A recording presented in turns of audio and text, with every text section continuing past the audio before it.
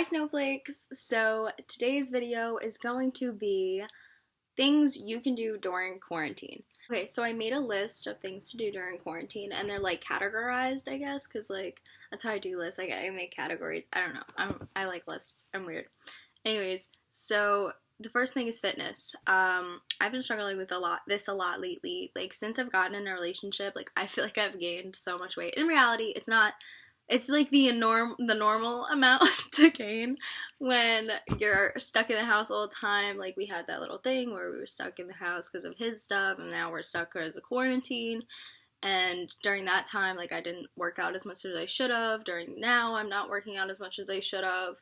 So I'm trying to get back on the grind, trying to get my summer body back. Like when I met Dylan, I was at my prime. I was at 123. I was looking nice. I was having like little abs at the top. That's just gone. And now I just weighed in today and I'm 139. It makes me feel insecure because of like how I was, and I really liked that shape of my body, and now I'm not feeling it as much. So I definitely need to get back in shape, which I'm going to do for summer. But for fitness, I started running around his neighborhood, and I feel like I haven't ever really ran, and I thought like it was really nice like to just get out of the house but also be doing something that benefits my body. And it's also like it'll get me used to running, so I'll be able to run easier because I've never really like been into running. I've never been good at it. So to now try something new and like to get into that, I feel like that's a really healthy habit. So I'm going to try to get Dylan to start doing that with me when he is home. But I think it's something good for me to do now, like that I'm in a safe neighborhood. Like my neighborhood, it's not that it's unsafe. There's no sidewalks. There's nothing to run on. But in his neighborhood, there's tons. So I think it's more safe and better for me. And yeah, that's something I'm going to try to make it a thing in my schedule and like actually do it. Home workouts. I was originally like in the beginning of quarantine, I was super into it. I was like doing my ab workouts every day. I was working out really hard, and then I stopped, and I regret stopping because clearly it did not help my body. So I'm definitely gonna get back on that. I'm thinking I'm gonna do my ab workouts before I go for a run. Like I'll do my abs, I'll do my glutes, and then I'll go for a run because that's like more full body and cardio. And I have to do arms too. Whatever, I'll do all that and then go for a run. But I'm gonna try to like get it all in one so like I can get my exercise out of the way and like get my day started with other stuff. Another great thing to do is yoga, which I have to include into my schedule as well. Yoga is super good for not only your physical health but your mental health. As I've said in many videos, I love yoga. So I definitely would recommend trying yoga if you've never tried it before. It definitely opens up your body as well. Like you could test your limits. Like don't obviously hurt yourself, but see how far you can go. Like test your flexibility and see what you can and cannot do. And as you practice it more, you get more flexible and you can do more like beautiful moves and stuff like that. And then meditating.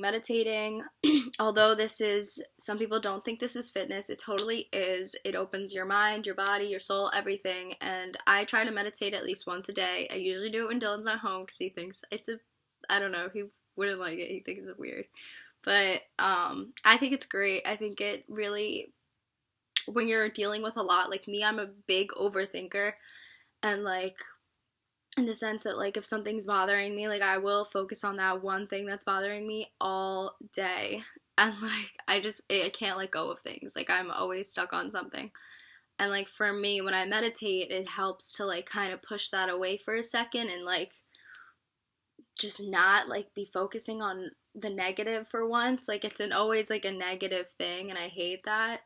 Because, like, I am a positive person, but when something's, like, bringing me down, like, I can't just let it go and, like, move on from it. I have to address it and, like, fix the problem, or, like, it'll just dwell on me, like, and it'll just explode. So I think meditating helps with that, but also, like, it gets rid of that thought for a little bit, and then it comes back, and it's like, oh. Anyways, another thing is learning. You can cook. You can learn to do a bunch of things like cooking. You can learn how to cook new things, like get out a cookbook and start cooking, or even look it up online. Crafts, stuff like that. Like if you're with kids at this time, I don't know like who watches my videos, so If you're with family and kids and stuff like that, crafting is super fun to do with kids. I used to be a babysitter and we used to do crafts a lot, and the kids really enjoyed it, and I feel like it calmed them down for a little bit and they wouldn't be so rowdy. So that's definitely a good thing to do with younger ones, or even as adults, sometimes we need to like focus and calm down, and like I feel like I have a lot of energy, so it kind of helps me because I'm like, I feel like I'm a grown up kid. Like, I still have that child side of me. I still have a lot of like energy. Like, my mom makes jokes like Energizer Bunny, like, because I can't like sit still. I need something to do. They make fun. Dylan and my mom were literally making fun of me the other day because all like my sayings, like, I'm bored, I'm tired, I'm hungry. Like, I am a complainer. I will give them that. I do complain a little bit.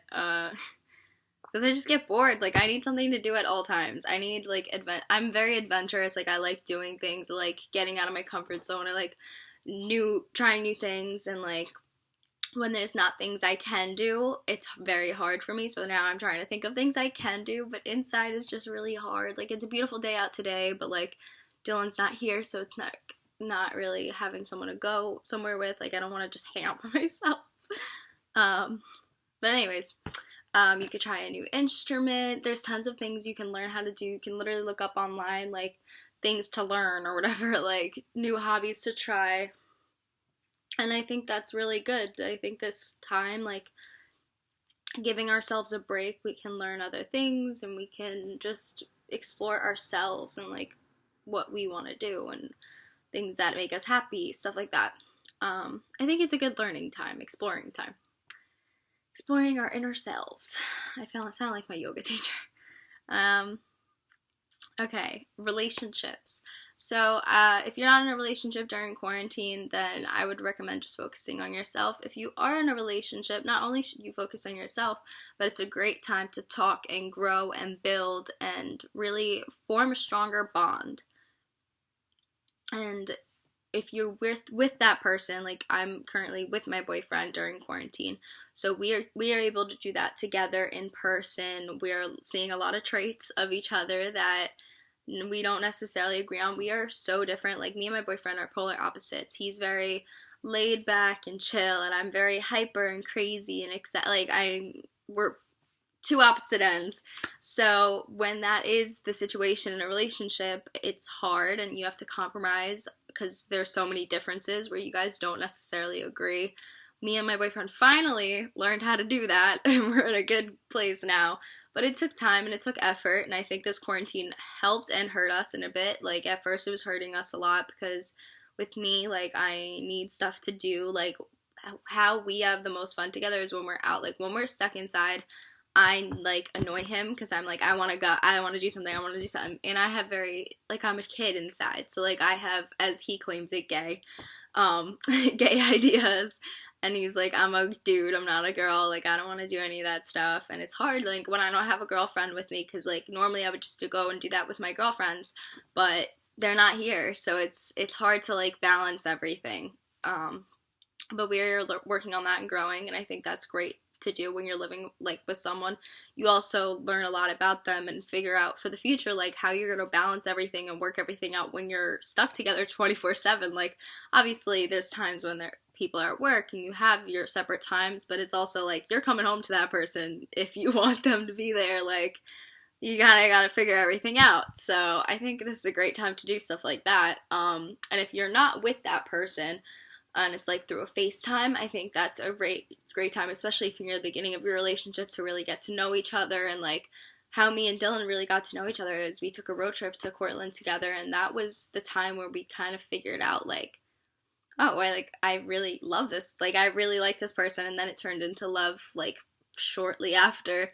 But that's when we really got to know each other, like, through that whole car ride. We just talked, and like we played like questions, and like got to know each other, and like we asked like pretty deep questions as well, and like he told me about like family life and stuff like that, and I talked about mine, and I don't know, I think it was a great time for learning about each other. But if you're not in person, even over the phone, you can build that, like, just getting to know each other and stuff like that. And I think definitely distance makes the heart grow fonder, so like when people are away from each other, like, they're gonna miss each other even more, so then that time when you are together again, it's just gonna be that much more. I mean, me and Dylan were away for, I think, a little over a week, and that time was really hard for us, because he was sick and I was worried about him, and like he couldn't really talk because like it was a throat thing, so like he couldn't even talk on the phone, so it was like we didn't have that communication, and like I was feeling very down about it.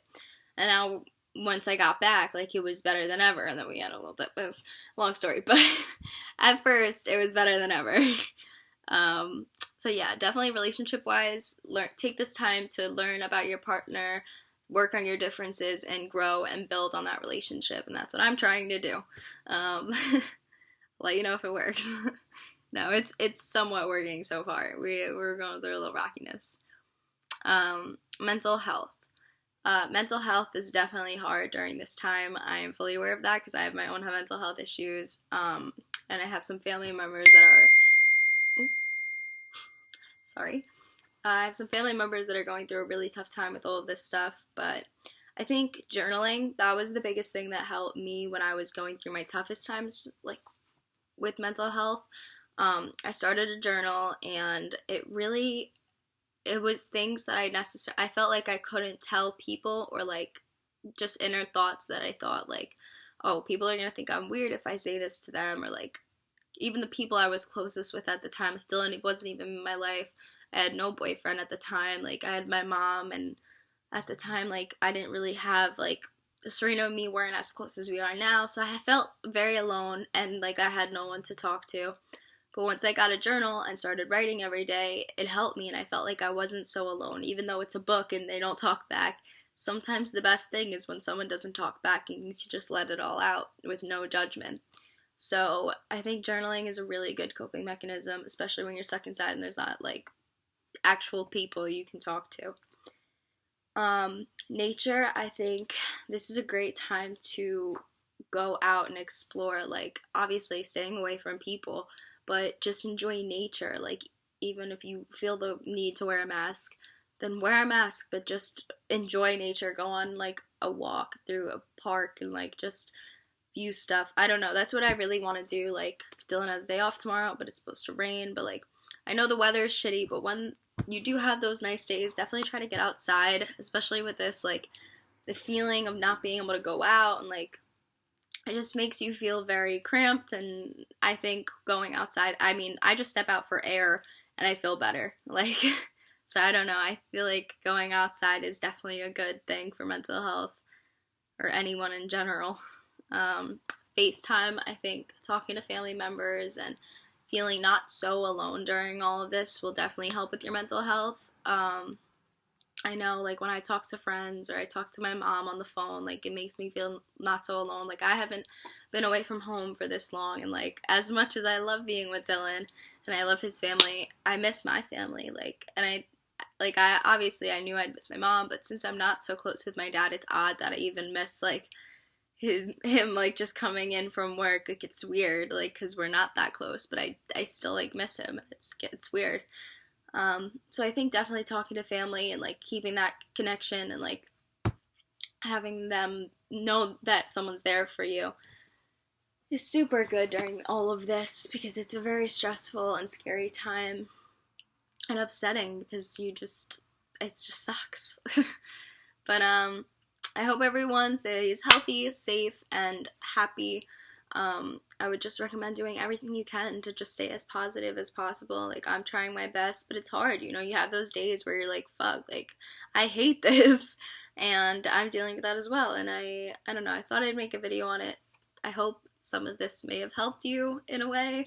Yeah, so bye, snowflakes. I hope you enjoyed this video. Make sure to give this a thumbs up and subscribe.